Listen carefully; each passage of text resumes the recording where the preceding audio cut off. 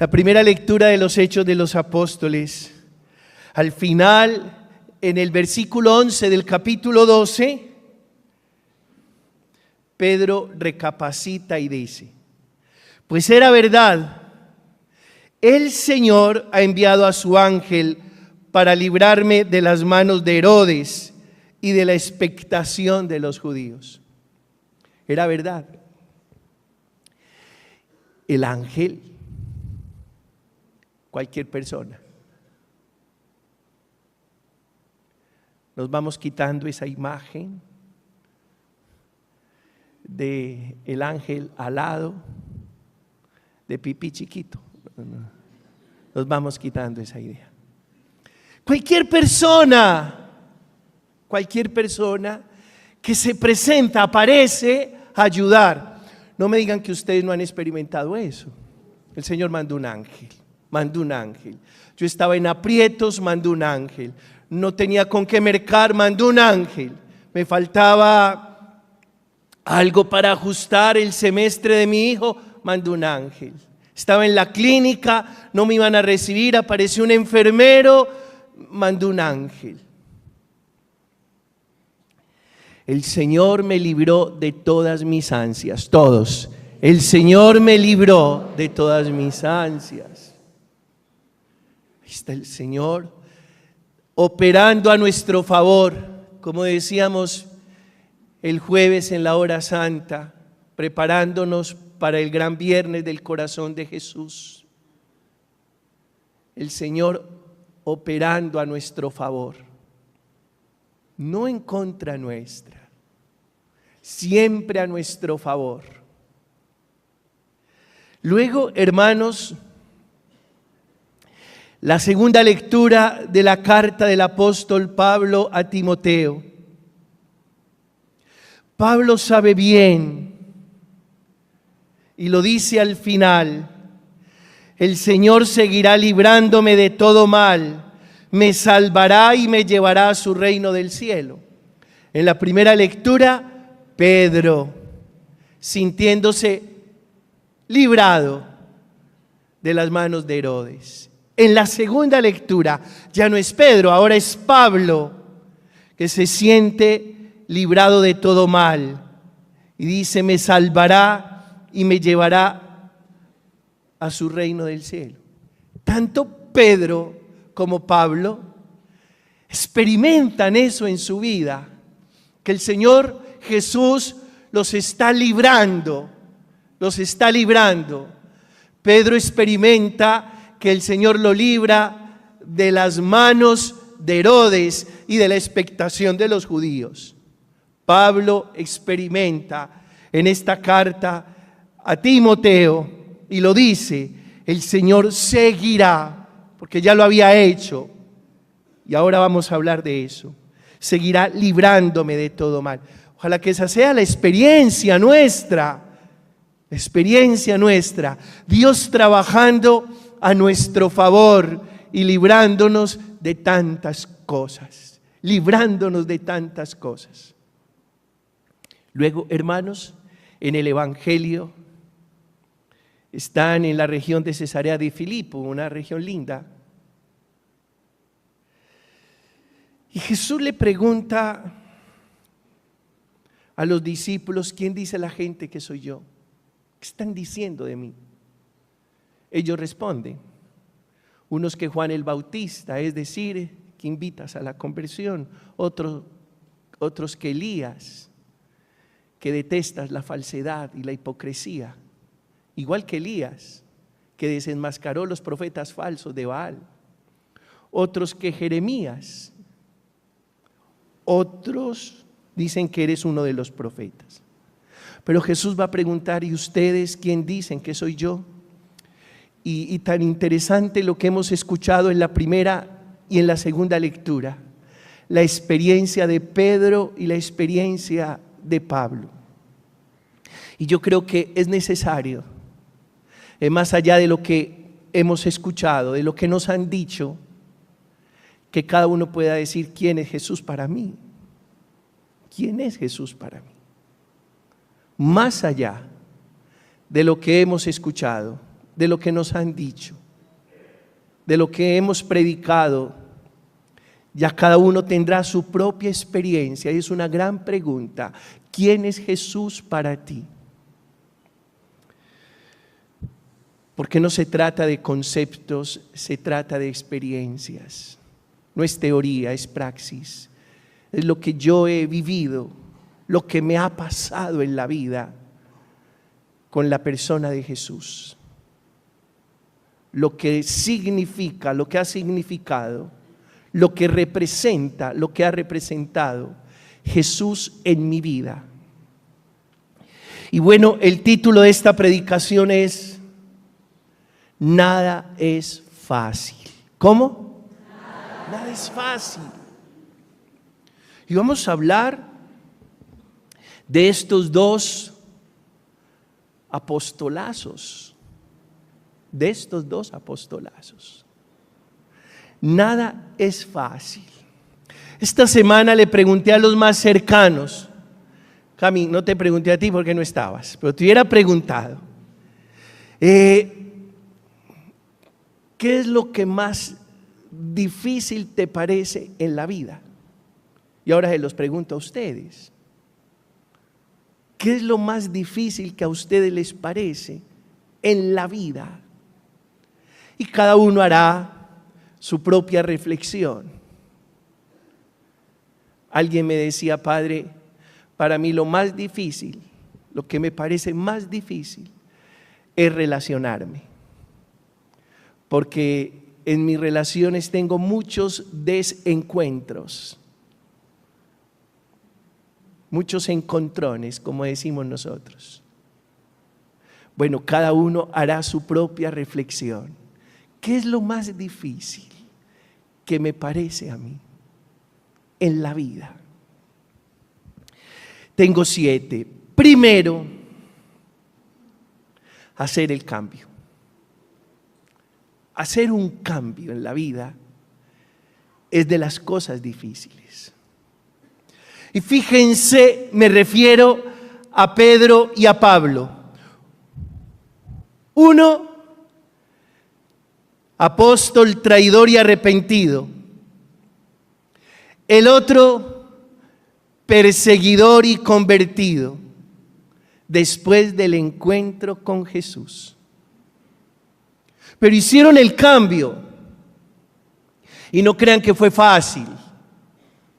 Que después de traicionar, de negar a mi maestro, tenga que asumir las riendas de su proyecto, convirtiéndome en la cabeza de la iglesia. No debió haber sido fácil. No debió haber sido fácil pasar de ser un cobarde, porque fue por cobardía que lo negó, para convertirse en un valiente. Porque alguna vez delante del Sanedrín dijo, es preciso obedecer a Dios antes que a los hombres. Ya estaba lleno de coraje. Ya no era Pedro el cobarde, ahora era Pedro el valiente. Lo mismo, Pablo, perseguidor y luego transformado, convertido.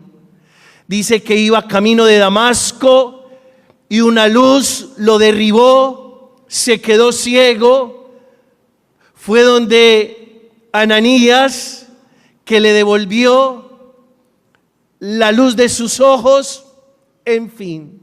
Y se convierte en el más grande de los apóstoles. Primero perseguidor y luego perseguido por la causa de Jesús. Perseguía a los miembros del Nuevo Camino y luego perseguido como ninguno. Hermanos, no es fácil hacer cambios. ¿Y por qué no es fácil hacer cambios? Porque uno se instala en su propia manera, en sus propios paradigmas. Uno se instala y viene la vida a desinstalarlo y a ofrecerle lo desconocido. Por eso no es fácil hacer cambios, porque siempre el cambio nos desinstala y nos enfrenta a lo desconocido. Hay personas que aplican bien este adagio. Es mejor malo conocido. Ustedes no hagan eso. Los cristianos no. Decir que es mejor malo conocido que bueno por conocer, no.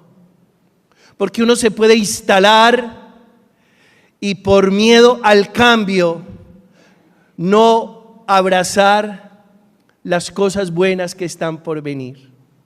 Qué bueno aprender a decir, vienen cosas mejores, todos.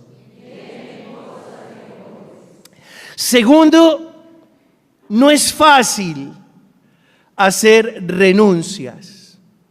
No lo es. No es fácil soltar. Fíjense, hermanos, en esto. Ustedes y yo sabemos que hay cosas a las que tenemos que renunciar y no hemos dado el paso. ¿A qué cosas tenemos que renunciar? Uno se aferra, se apega a cosas que están estorbando. Es muy raro. Es muy raro. Es muy raro. Pero uno puede aferrarse a cosas que le estorban. Raro, rarísimo. Y usted dice, padre, ¿uno cómo se va a aferrar a cosas que lo estorban? Como hemos dicho varias veces, a cosas que le entorpecen la vida, que le sabotean la felicidad, la libertad, la paz. Sí. ¿Cómo será de difícil la renuncia?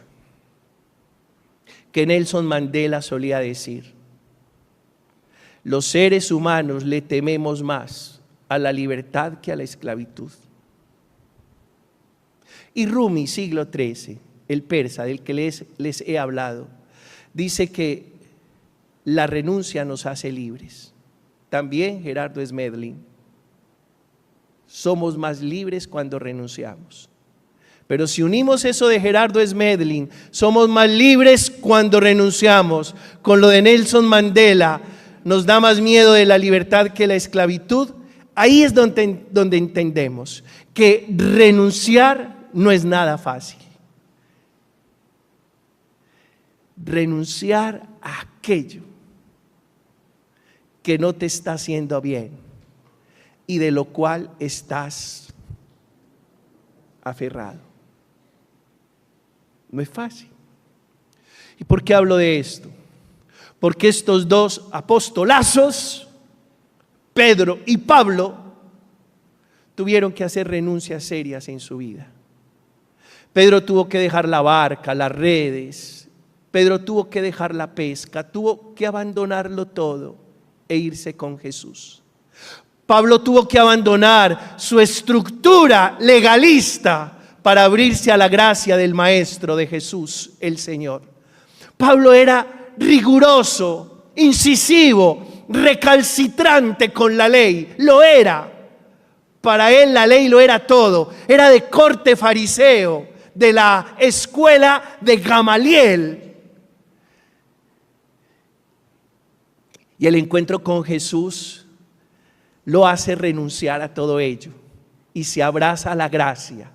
Tanto así que en una de sus cartas dirá, después de haber conocido a Cristo Jesús, lo demás lo estimo basura. ¿A qué se estaba refiriendo? A la legalidad. Después de haber conocido a Cristo, esa estructura legalista es considerada para él basura. Tercero, no es fácil enfrentar dificultades. No es fácil. Tanto así, mis hermanos, que es tan complejo abrazar la dificultad, incorporar la dificultad como parte del contrato, así está en la letra menuda. Porque usted puede decir, Es que esta dificultad no está en el contrato. Diga, es que usted no ha leído la letra menuda. Es que yo me casé, pero a mí no me dijeron que esto era así. Es que yo me ordené sacerdote, pero a mí no me advirtieron que esto era así. Es que yo me fui a trabajar a esta compañía, pero esto no estaba en el contrato. Hermanos, no es fácil enfrentar la adversidad. Escuchen esto, está en una de las cartas de Pablo. De los judíos, 5 veces he recibido 40 azotes menos 1. 3 veces he sido azotado con varas, 1 vez apedreado. 3 veces he padecido naufragios. 1 noche y 1 día he estado como náufrago en alta mar. En caminos muchas veces, en peligros de ríos, peligros de ladrones, peligros de los de mi nación, peligros de los gentiles, peligros en la ciudad, peligros en el desierto, peligros en el mar, peligros entre falsos hermanos, entre trabajo y fatiga, en muchos desvelos, en hambre y sed, en muchos ayunos, en frío y desnudez. Esa es la vida de Pablo.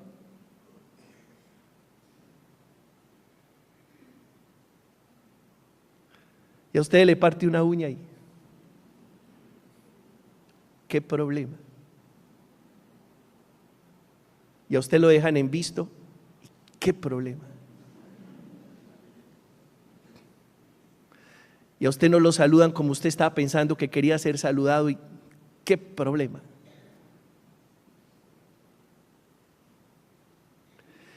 No sé, pero cada vez somos más flojos. Y pregúnteselo a las nuevas generaciones para enfrentar la adversidad. Y no es que yo le esté haciendo apología a la adversidad, ni les estoy diciendo que cuando salgan de aquí compren adversidades o alquilen adversidades. No les estoy diciendo eso. Pero la vida en sí misma trae sus adversidades y no es fácil. Pero hay que saberlas abrazar, y creo que estos 2 apostolazos traen esta lección de vida. Ni para Pablo ni para Pedro fue fácil. ¿Por qué estoy vestido de rojo? ¿Porque juega el Medellín? No, no faltaría más. No, pero sí le voy a hacer fuerza a la noche. Claro. Es antioqueño. Pero estoy vestido de rojo porque los 2 pagaron con sangre el proyecto Jesús. Pedro muere crucificado con la cabeza hacia abajo y Pablo muere decapitado. Cuarto, no es fácil responder ciertas preguntas en la vida, en el escenario de lo existencial. No es fácil dar respuesta a ciertas preguntas. Es decir, hay preguntas, usted puede tener 50, 60, 70 años y hay preguntas a las que usted no le ha hallado ¿qué? No le ha hallado respuesta. Es así. Fácil hacer preguntas, pero no es fácil responder preguntas. Y sobre todo aquellas preguntas que tocan con lo existencial. Con lo existencial. ¿Y saben una cosa?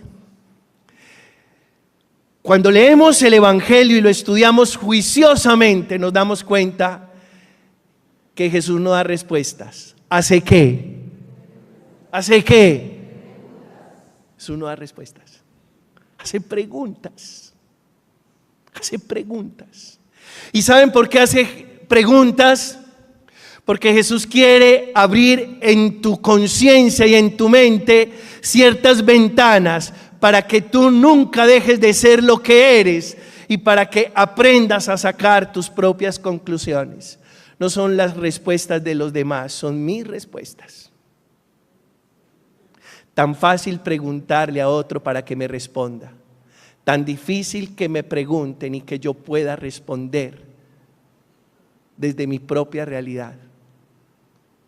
No le hagamos el quite a las preguntas, porque cada pregunta produce un ascenso de conciencia cuando somos capaces de responder. Porque la pregunta inquieta, la respuesta no. Es la pregunta la que nos revuelve las entrañas y la que hace que haya una tormenta en nuestro interior. A ustedes, sus hijos, les han hecho preguntas que ustedes no han sabido responder. Quinto, no es fácil. ¿Por qué hablo de preguntas? Porque Jesús está haciendo preguntas. Jesús no viene a dar respuestas, sino a hacer preguntas. ¿Por qué? Porque es a través de la pregunta donde sucede el crecimiento, el desarrollo conciencial humano. Tan interesante. Quinto, no es fácil ser roca, ser piedra. No es fácil. No es fácil ser cimiento. No es fácil. Jesús le dice a Pedro: tú eres Pedro y sobre esta piedra edificaré. ¿Y qué significa ser roca? Asumir las responsabilidades de la vida. Asumir la misión, no salir corriendo.